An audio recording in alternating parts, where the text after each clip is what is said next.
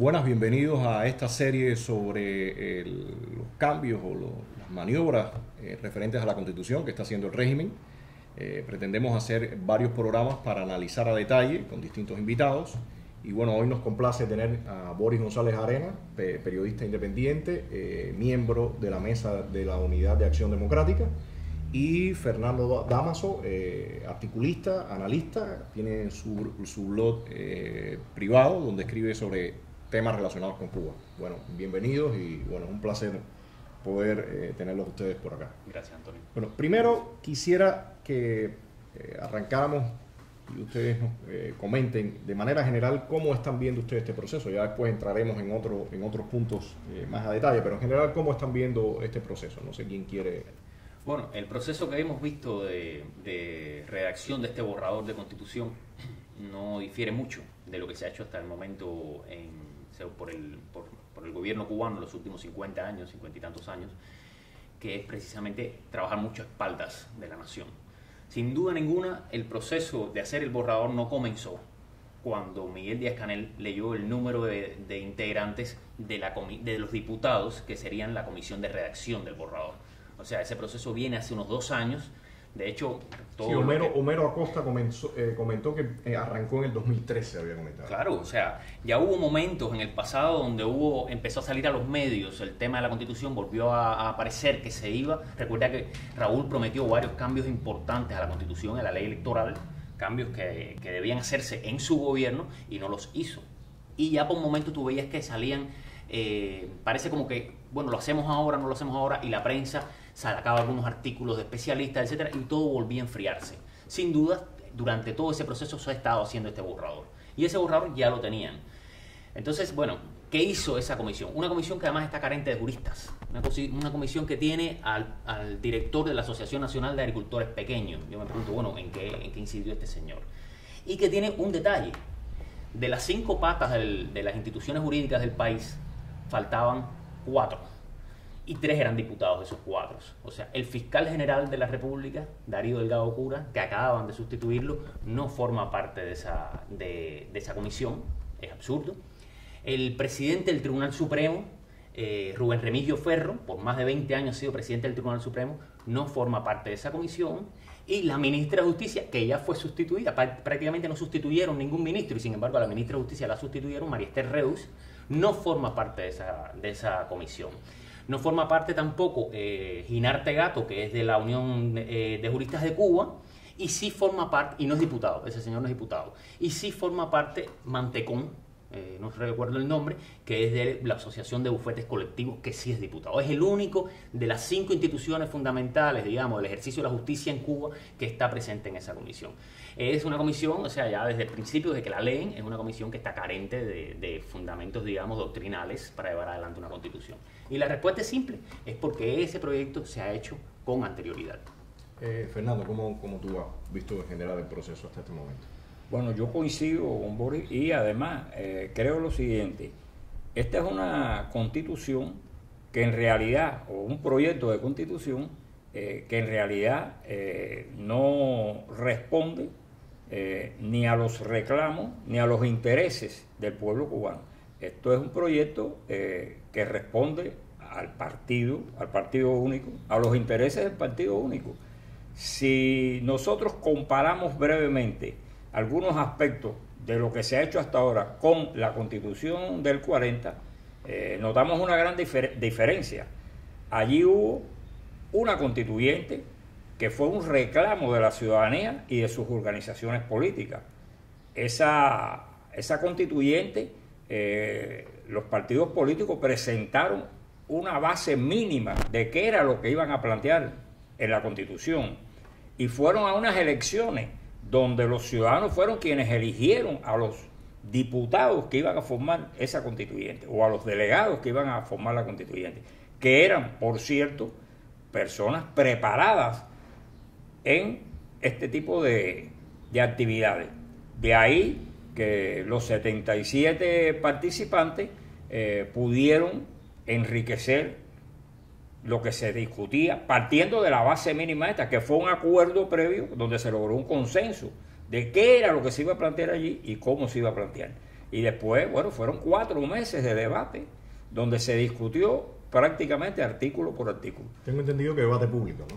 Debate que se transmitía diariamente por radio y televisión, pero que además, al terminar este proceso, todo lo que los debates fueron recogidos en 2 tomos impresos y después, en el año 40 y en el año 41, fueron editados en 4 tomos, donde están todos los debates, o sea, la versión taquigráfica de cada uno de los debates. Hay algo aquí que a mí me parece fundamental también señalar. Se supone que para que un documento de este tipo se considere una constitución, lo primero que tiene que tener es que sí constituya el texto o el documento por el que se rija toda una sociedad, que establezca de alguna forma las guías de cómo vas a estructurar esa sociedad, digamos, desde el punto de vista político, y también que establezca las dinámicas que se van a dar. Pero en este caso hay algo que es muy particular.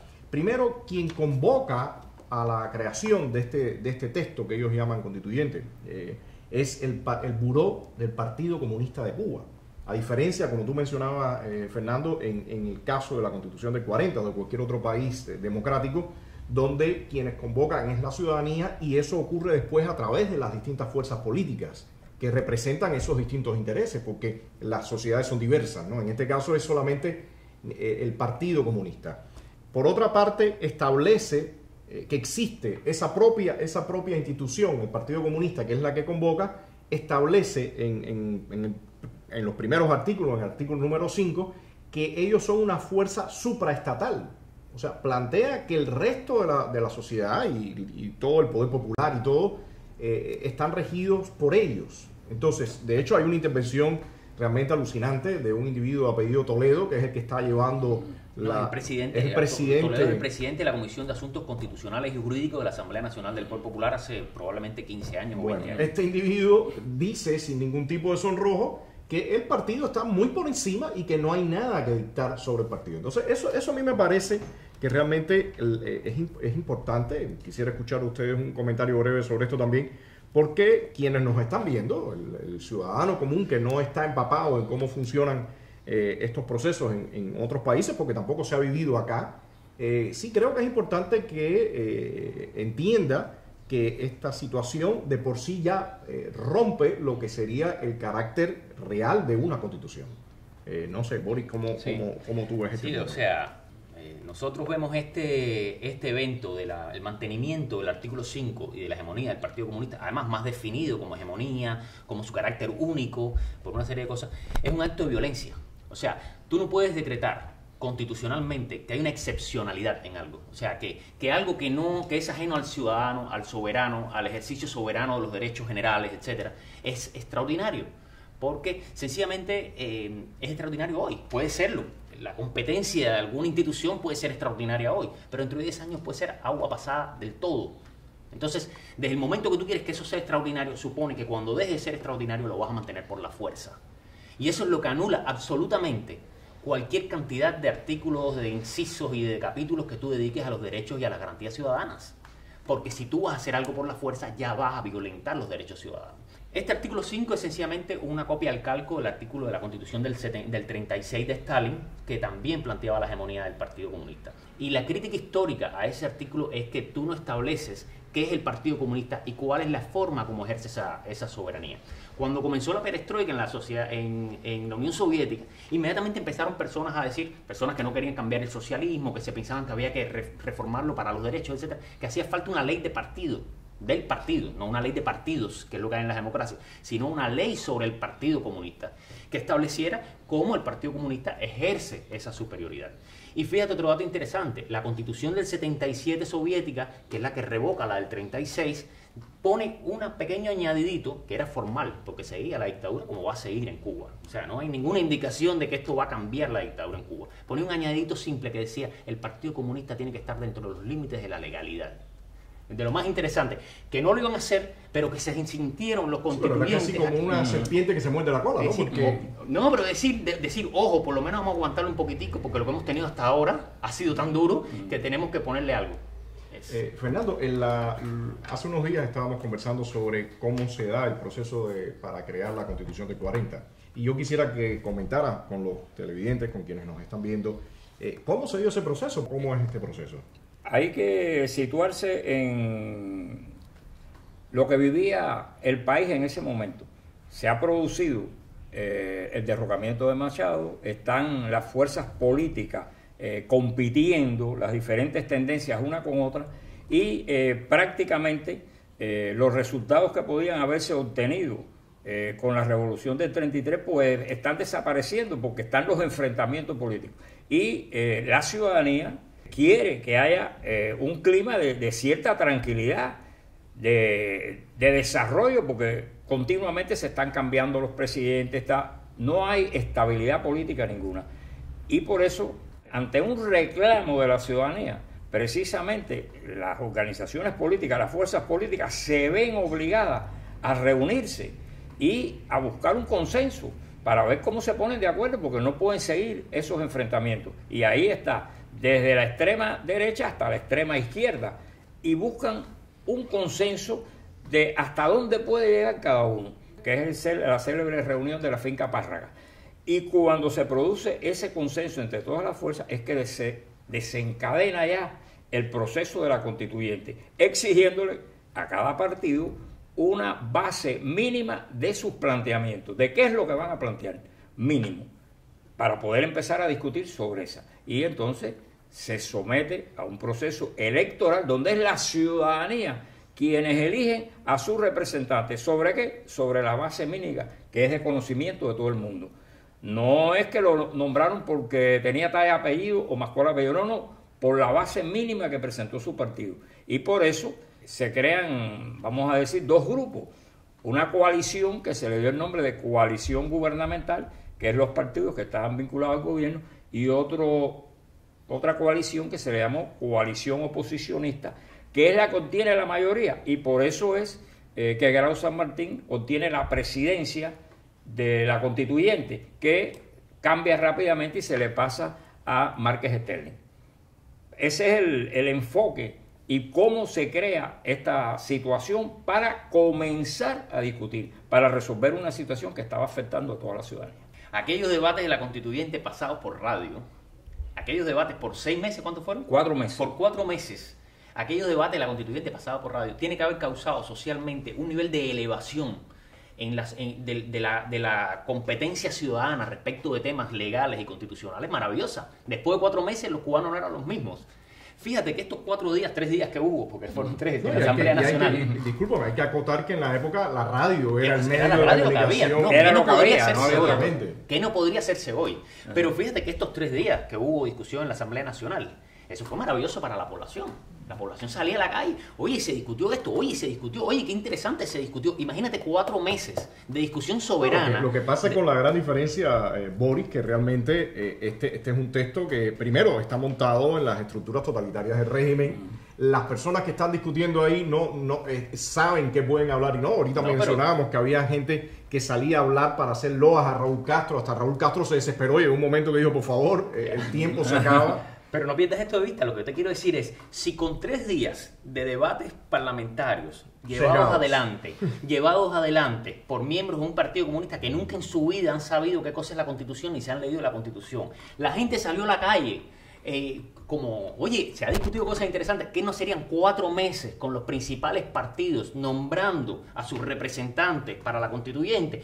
Y por supuesto hay que comprender que los nombraban respecto a su competencia, pues no van a mandar unos tarados que no sepan qué decir. Por supuesto. O sea, aquello tiene que haber sido, solo lo puedo suponer, pero aquello tuvo que haber sido realmente extraordinario para la sociedad cubana del momento. No, y hay un elemento interesante que se considera cuando se estudia esa época, que se produjo una elevación del civismo de la ciudadanía y del sentimiento patriótico, porque los ciudadanos se sintieron compenetrados con lo que se estaba discutiendo allí, porque como llevaban el día a día de los debates, y los debates fueron polémicos, o sea, se defendían posiciones con respeto, sin ofensa, cada uno defendió sus posiciones, y después se llegaba a un criterio cuando se sometía a votación colectiva y las personas iban sabiendo ¿Qué es lo que ya se estaba aprobando continuamente? Ya esto se aprobó, porque ya se aprobó y por tanto iba a formar parte de la... Se fue haciendo así, no fue al final. Ya las personas fueron aprobando prácticamente y sabían que existía. Después, cuando eso se sometió a aprobación general, ya estaba prácticamente aprobada por la ese detalle no lo conocía. Ese detalle está muy bueno. Mira, hay otro punto que ellos remarcan y lo mencionan, porque lamentablemente tenemos acá individuos que están en el poder, que llevan casi 60 años, pero son honestos en las barbaridades que cometen. Te lo dicen que la van a cometer y la cometen. Entonces, ellos, por ejemplo, dicen que este texto, previo a discutirse, y es parte de lo que estamos hablando ahora, en este tipo de discusión de la constituyente del 40, bueno, no se sabía cuál iba a ser el resultado final. Acá ya se sabe cuál va a ser el resultado final. Y se dice que va a resultar un texto que va a reafirmar el carácter socialista. O sea, con previo conocimiento ellos saben cuál va a ser el resultado. En el otro caso, por supuesto, se estaba entrando a un camino que era incierto, no se sabía cuál iba a ser el resultado. Al final lo que se estaba buscando era fortalecer la democracia y la influencia de todos los grupos políticos. Acá se está diciendo desde un principio va a primar el carácter socialista y el Partido Comunista va a ser. Entonces, en el tema económico también, independientemente que han introducido supuestamente algunas variaciones, como que van a aceptar el término propiedad privada. O sea, anteriormente el término que se usaba en cuanto a propiedad era propiedad personal, que era, bueno, su casa, su carro, si tenía una carretilla o una bicicleta. Ahora se supone que a esa propiedad personal usted le puede dar cierto uso comercial, pero nunca va a llegar a ser una empresa, como hemos mencionado en otros casos, que sí los extranjeros tienen esas prerrogativas. Entonces, ¿cómo ven ustedes esta parte de esta pequeña variación o este corrimiento que ellos han hecho? Porque de todas formas ellos sí dicen que el sistema económico va a seguir siendo un sistema económico donde prime la sociedad socialista y la planificación de la economía. Sobre este tipo de propiedad se habla de propiedad privada y propiedad personal. Lo que, claro, como bien dice Antonio, la propiedad privada se queda en un marco muy bajito, muy pequeño. O sea, no se habla de empresas o de empresas medianas o ni siquiera de empresas pequeñas. Y la personal, bueno, esto es los artículos que tú posees en tu casa para tu bienestar, que antes también eran un problema, no podías venderlo, etcétera. Pero se dice después al final que la atención preferencial del Estado va a estar dedicada a la propiedad social. O sea, como que se le da un brochazo, como diciendo, bueno, la aceptamos, la mantenemos, pero no es la que vamos a priorizar. Vamos a priorizar la otra. Resultados son todas estas medidas anunciadas y que ya comenzarán en vigor dentro de 5 meses, que sin lugar a dudas limitarán, controlarán aún más todavía todo lo que es el llamado cuentapropismo o la propiedad privada o los negocios privados. Pero además, Antonio, no se puede dejar de hacer un llamado de atención, porque ya ahora sí tenemos la prueba. O sea, cuando Raúl comenzó sus cambios, aquellos cambios de Raúl que fueron tan polémicos, si eran cambios o no, hubo mucho entusiasmo en la gente. O sea, ahora voy a poder tener mi empresa, se me bajan los precios, los costos de esto con respecto a lo que tenía Fidel, y la gente entonces, no, pero vamos a empezar por esto y después vemos los derechos. Eso es una trampa en la que no podemos caer de ningún modo. Y ya tenemos la prueba. Raúl Castro en un momento se sintió amenazado por el empresariado ese que, absolutamente limitado en derechos, creció de una manera impresionante, que impresionó al mismo gobierno cubano, y lo que hizo fue, a partir de 2 años atrás, comenzar a poner frenos al desarrollo. ¿Por qué? Porque ese ciudadano que estaba desarrollando su cuentapropismo no tenía derechos. Y entonces Raúl se lo revierte, cesó las licencias más lucrativas, cerró una serie de licencias, por cierto, que con eso hubo este señor que es un oficialista, Esteban Morales, que dijo, una de las licencias que cerró Raúl es la del carretillero, y el carretillero lo ejercen los negros y los pobres. ¿Entiendes? Porque les molesta que haya un tipo con una carretilla, mi hermano, pero el tipo con la carretilla es el pobre. Al tipo con la carretilla no se metía nadie antes, en los años 40 y 50. El tipo con la carretilla era el que iba por los barrios voceando. Cerraron la licencia del carretillero. Cerraron un grupo de licencias de manera definitiva, no así estas de alquiler de vivienda, de taxi, etcétera. Pero un grupo de vivienda de licencias la cerraron de manera definitiva, que eran las licencias de los pobres. Pero incluso, Boris, yo quisiera retornar un poco a los años 90. Y en los años 90 vimos esa misma experiencia. Cuando el régimen estuvo contra la pared, el régimen, porque el régimen sabe perfectamente qué funciona y qué no funciona. O sea, esa historia de que no saben lo que funciona, no, ellos sí saben. Y cuando estuvieron a punto de ahogarse, cuando ocurrió el maleconazo y todo, pues sencillamente permitieron la circulación del dólar, aunque no apareció plasmado en leyes, sí permitieron que el mercado negro y la economía informal se moviera en los niveles que no permitían anteriormente. Y cuando ya la economía empezó a repuntar, sobre todo la economía del ciudadano, de la persona, entonces empezaron nuevamente a recoger cordel. Por supuesto, como chavismo, bien dices, exactamente, como tú bien dices, nunca estuvo legislado a su forma, y eso le daba la posibilidad de que en el momento que querían retroceder lo hicieran. Con Raúl Castro pasó similar, y ahora con todos estos movimientos que están haciendo, de todas formas están planteando un margen tremendamente estrecho. A diferencia, y me gustaría que tocaras ese punto, lo veíamos hace un momento antes de empezar el programa en la Constitución del 40, que en el caso de esa Constitución a los extranjeros se les reconoce exactamente los mismos derechos para poder venir a invertir a Cuba que el cubano. O sea, no existe una discriminación por motivo de origen, que es algo que ellos no están planteando, y está esa discriminación. Hay un tema interesante, discúlpame, Damaso, ¿quieres? Sí, porque hay un tema muy interesante. La Constitución del 40 con respecto a los derechos de los extranjeros es de carácter restrictivo. Porque la Constitución del 40 lo que está haciendo es dándole carácter constitucional a aquellas leyes de la Revolución del 30, entre las que está la famosa ley aquella del 50%, que aquella era una ley, por cierto, xenófoba, porque era una ley que visibilizaba muchos de los problemas de la nación en la conducta de los extranjeros en Cuba. Cuando te digo los extranjeros, te digo aquellos españoles que venían, montaban su bodega y no empleaban ningún cubano y crecían desde el punto de vista comercial y no daban empleo a cubanos, sino que traían nuevos españoles, pero también era dramática y significó cierto shock para una población muy grande de braceros, haitianos, jamaicanos, dominicanos, que fueron incluso reembarcados. Entonces, eso pasó en la Revolución del 30. La Constitución del 40, entonces lo que hace es darle el carácter jurídico y normativo a esa restricción respecto a los extranjeros. Y hay varios artículos que esclarecen bien notablemente en la Constitución del 40 cómo el extranjero está por detrás del nacional.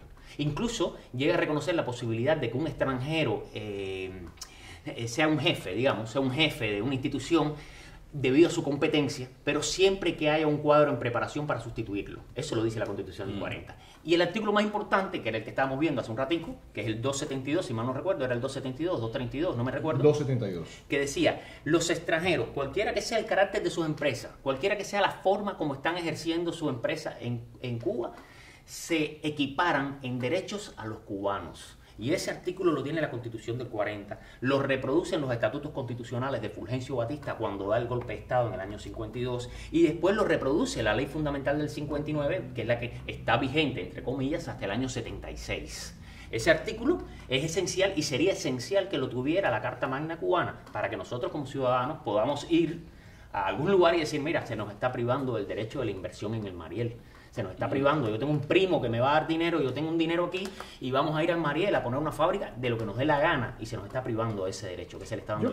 Yo creo que esto de la discriminación por distintos motivos es un tema importante a tratar, porque bueno, en este caso es por motivos de origen, pero hay otro de los artículos en que ellos mencionan que no va a haber discriminación por ningún motivo, pero omiten el tema de la igualdad en relación a opinión política. O sea, eso es algo que no está omitido por gusto, porque como mencionábamos, existe una ideología que es la primaria, una ideología que según ellos es superior. ¿Cómo ves tú este punto, Fernando? Sí, eso llama la atención precisamente que se aceptan prácticamente todas las opiniones divergentes en todos los temas, menos en los temas políticos. Se obvia. Quiere decir que ese tema no se acepta. Y bueno, es doloroso que la Constitución lo refleje, porque al no presentarlo quiere decir que no se tiene. Bueno, no lo presenta por una parte, pero anteriormente está diciendo que la socialista y la ideología socialista es superior. O sea, que entonces sí está planteando la discriminación. Una consecuencia directa del empecinamiento en mantener el artículo 5. Es el célebre artículo 5, mantenerlo ahí a toda costa. Hay otro punto que ellos mencionan, que realmente hasta este momento se había estado violando, se le hacía caso omiso de alguna forma, y es el tema de la ciudadanía. Porque se planteaba que uno no podía tener doble ciudadanía, o que se perdía la cubana, y de hecho hay una hay miles y miles de cubanos que tienen en este momento doble ciudadanía. Y ellos plantean que van a aplicar un principio que le llaman de ciudadanía efectiva. O sea que cuando usted entra a Cuba, usted tiene que regirse por esa ciudadanía cubana. Pero, por otra parte, hay una cosa muy curiosa. En el mundo entero se está reconociendo que los ciudadanos que viven en otros países conservan sus derechos civiles y políticos y pueden ejercer el derecho a voto. En este caso, nada de eso existe. Yo creo que por supuesto ellos jamás reconocerían la participación, por ejemplo, que en Miami hubiera un colegio electoral para votar respecto a quienes representan a puestos directivos o puestos en el Estado, ¿no? ¿Cómo ven ustedes este punto? Porque es muy curioso que por una parte estén planteando esa camisa de fuerza y por otra parte sencillamente obvian esos otros derechos que en el mundo entero se están reconociendo, ¿no? Sí, pero fíjate que es llamativo que ellos señalan que esto es cuando estos ciudadanos están en el territorio de Cuba. O sea, cuando tienes otra nacionalidad, pero tienes la nacionalidad cubana y estás en el territorio de Cuba, la única que vale es la cubana. Como tú estás en el territorio de Estados Unidos, pues no te tienen en cuenta. Pero está hecho adrede. Yo diría que este es uno de los problemas más grandes para el castrismo, que es el de cómo dividir al exilio cubano. ¿Cómo logramos que el exilio cubano no haga sus acciones en bloque y que no sean en bloques a favor de la democracia y de los derechos humanos en Cuba? Ese tema es esencial para ellos. O sea, la ley migratoria estaba dirigida a eso. La ley migratoria estaba dirigida a flexibilizar el asunto para que el exilio comenzara a tener otra forma de ver al Estado cubano. Sin embargo, lo que pasó posteriormente determinó, por ejemplo, que en las elecciones norteamericanas Donald Trump fue electo en la Florida y el único voto latino que ganó fue el cubano. Entonces, para ellos esto es un tema para mí candente, que además merecería un programa solo sobre la preocupación que al Estado cubano le da el exilio. El Estado cubano está trabajando por todas las vías el acercamiento hacia el exilio para dividir al exilio. Ahora han dicho lo de que van a poder participar el exilio en el debate. ¿Cómo lo van a hacer? Bueno, escribirán unas noticas y ellos dirán, oye, el exilio fue fabuloso, y dirán lo que dirán. Pero va dirigido a uno de los principales problemas que además ellos no han podido quebrar, porque es que han estado por 50 años maltratando a los cubanos, obligándolos a irse. Y ese exilio está muy unido en esa lucha por los derechos humanos. Ahí hay un tema que viene directamente de esto que tú estás mencionando, Boris, y es el tema del derecho a asociación. Porque cuando uno ve el texto, ellos siguen remarcando que cualquier tipo de asociación siempre tiene que estar dirigida a la edificación y preservación o construcción del socialismo. Y las organizaciones de masas, estas que todos conocemos que son brazos del régimen, son las únicas que tienen el derecho de hacer asociaciones. Y por otra parte, cuando ellos han mencionado todas las otras leyes que tienen que aparecer a partir de este nuevo articulado, de este nuevo texto, que se derivan, en ningún momento menciona la ley de asociación. O sea que ellos están pensando la estructuración de la sociedad de la misma forma que la ha venido pensando hasta este momento. Y hay que recordar que, por supuesto, por eso dijimos que tenemos que hacer varios programas para poder cubrir todas las cosas, que de ellas también este tipo de asociaciones están muy conectadas con el sistema, muy entre comillas, electoral que ellos han planteado. Entonces todo aquí está concatenado para mantener que el totalitarismo siga intacto. Mira, sobre eso hay otro déficit que habría que ver si estos señores están dispuestos a superar con esta constitución. Yo no lo creo en lo personal. O sea que hay dos déficits fundamentales en la constitución vigente. O dentro de los déficits fundamentales hay dos que te voy a mencionar. Uno es el hecho de que hay leyes complementarias que restringen los derechos constitucionales. Cuando estábamos en otro 18 estudiando todo el tema de las asociaciones, estudiamos la ley de asociaciones cubanas. Y eso es esencial, porque la ley de asociaciones cubanas dice que para tú hacer una asociación, lo primero que tiene que pasar es que ninguna asociación en Cuba haga la misma función que tú haces. Absurdo total. No vamos a decir que muchas de nuestras asociaciones en la sociedad civil hacen funciones y no las legalizaron. Pero bueno, ya eso es restrictivo de la Constitución vigente que reconoce el derecho a asociación. Si usted en la Constitución, en el marco normativo fundamental, en el espacio normativo fundamental que es la Constitución, dice hay derecho de asociación, no puede venir una ley complementaria y decir sí, hay derecho de asociación, pero hace falta que ustedes hagan esto y esto. No, eso lo tenía que haber consignado la Constitución. Y ese es uno de los déficits esenciales que tiene. Y el otro déficit esencial que veo también en esto es el de la reserva de ley. O sea, nuestra constitución vigente, la del 92, pero que es una copia de la del 76, o sea, una reforma de la del 76, deja muchos derechos y muchos enunciados los deja para la emisión de leyes futuras que nunca se hicieron. Entonces, si tú dejas en reserva de ley y no haces la ley, en realidad lo que tú estás haciendo es privando al ciudadano del derecho. Hay algo que quisiera escuchar el criterio de ustedes, porque en conversaciones con algunos amigos, con colegas que están fuera de Cuba, me han planteado, bueno, esto que estamos viendo es sencillamente más de lo mismo. Y yo le he dicho que sí y no. Sí, porque evidentemente no hay absolutamente, como tú decías ahorita, Boris, ninguna transformación ni nada por el estilo que indique que se está moviendo en la intención de desmontar el totalitarismo. El totalitarismo está, y todo esto que se está haciendo simplemente sigue cumpliendo la misma función de siempre, de dar como una especie de ilusión de institucionalidad, pero al final mantener el poder. Pero de todas formas, el escenario que tenemos enfrente sí es un escenario muy distinto. No es el escenario de los 90, que estaba Fidel Castro y toda esa élite, no es el de los 2000, es un escenario donde ya toda esa élite está muriendo por ley natural. El país, incluso las generaciones que vienen con proyecciones muy distintas.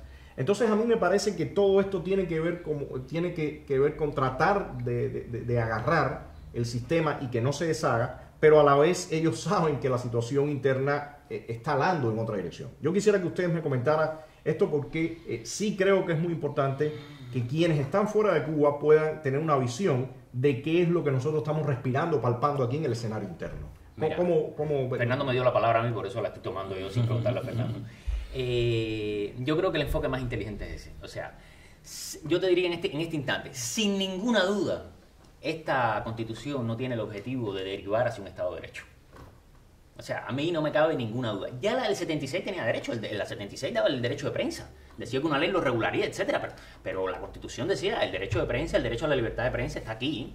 O sea, lo decía, con limitaciones, etcétera. Pero nunca hubo libertad de prensa en Cuba, desde que se cerraron los periódicos en el año 60. Por lo tanto, no hubo. Entonces, que ahora me llenen esto de más artículos está perfecto. Lo que sin duda también está perfecto, pero no se va a ejercer. Los derechos ciudadanos no se van a ejercer bajo este sistema y ni bajo esta Constitución. Lo que sin dudas es interesante es, primero, como este fenómeno ahora empieza a mover a la población a atender de nuevo la Constitución cubana, por ejemplo, a interesarse en qué es la Constitución y para qué funciona. Cómo la llamada unidad del Estado cubano empieza una duda respecto de cuál es el cambio, hacia dónde va. Y entonces a la población cubana en general esto le tiene que llamar la atención y observar lo que está pasando en este proceso de reforma constitucional. Y yo creo que desde el punto de vista de la sociedad civil sí nos da elementos para continuar nos da nuevos elementos para continuar en nuestras demandas de derechos. Es lo que es mi posición respecto a tu pregunta. ¿Cómo ves tú? ¿Qué pasa? Realmente para la población cubana en estos últimos 60 años, la Constitución ha sido papel mojado. Las personas ni la leían, ni la estudiaban, ni la consideraban que le daba ningún derecho. Esta situación que se ha creado ahora, como es lógico, motivada por la crisis que tiene el país, pues ha incentivado a que las personas comiencen a preocuparse por todas estas cuestiones que plantea una Constitución. Y aunque esto no haya sido el objetivo del régimen, de que las personas se incentiven con esto, pero es una espada de doble filo, porque desde el momento que yo me dedico a ver qué derechos yo tengo, aunque me los traten de controlar, etcétera, ya me hace tener una participación cívica que no existía en este país, y esto yo creo que es positivo. Está dentro de la población. Yo venía hoy en el ómnibus y me llamó la atención, varias personas mayores ya en los asientos traían la Constitución en la mano y la estaban leyendo. Y eso me impresionó, ¿no? Digo, bueno, eso es importante, porque por lo menos las personas se hacen criterios, se hacen opiniones, y también dije, bueno, esto me ayuda, esto no me ayuda. Yo creo que es positivo. Quienes estamos interesados que el país cambie, debemos poner toda la presión para que la gente entienda que de una vez por todas tiene que empezar a hablar, que es el primer paso para tú poder arrancar tus derechos. El régimen no va a regalar ningún derecho, ni lo tiene pensado hacer. Déjame comentarte algo con respecto a que me recordó una anécdota, Fernando, ahora cuando dijo la Constitución hasta ahora ha sido papel mojado. En la lectura del informe central, y eso está en internet, tú puedes entrar y ver la lectura por Raúl del informe al sexto congreso. El último fue el séptimo congreso del partido. Hay un momento y una anécdota muy graciosa. Cuando Raúl se le ocurre, porque probablemente él mismo tenía dudas de cuál era el artículo del Partido Comunista como rector de la sociedad y del Estado, y se le ocurre decirle a Lasso, ¿cuál es el artículo del partido? Eso está en el video. Lasso se demora en llegar del fondo del asiento al micrófono cerca de 8 minutos. Porque lo que él iba era como mirando que le dijeran cuál era el artículo, mi hermano. No sabía cuál era el artículo. Y lo que se le ocurre a Raúl para sacarlo del altercado es decir, es el 5, ¿no? O sea, nosotros no tenemos ni claro cuál es el artículo de la Constitución vigente, mi hermano, que nos ratifica aquí como lo que estamos haciendo, dirigiendo la sociedad del Estado, porque es verdad que lo estaban haciendo. Bueno, yo creo que para un primer paso está bien. Hay muchos temas que, por supuesto, hay que tocar. Lo que hablábamos ahorita, todo el tema electoral, otros muchos temas que tienen que ver con la estructura lo que ellos van a plantear como estructura del Estado, el tema de los tribunales, porque todavía, aunque han tratado de maquillarla mucho, pero todavía tiene completamente el sello del totalitarismo. Y bueno, creo que es importante que desmenucemos eso para quienes están interesados en el tema y nos vean. Bueno, muchas gracias por vernos en este programa. Como comentaba, vendrán otros más, otras discusiones, sobre todo para detallar y desmenuzar qué es lo que hay que está tratando el régimen, qué maniobras está tratando el régimen de llevar adelante, pero también para que el ciudadano común pueda ver cuáles son las propuestas, cuáles son las distintas propuestas y visiones que tenemos los distintos actores que estamos en la sociedad civil y en la oposición. Muchas gracias y nos vemos en un próximo programa.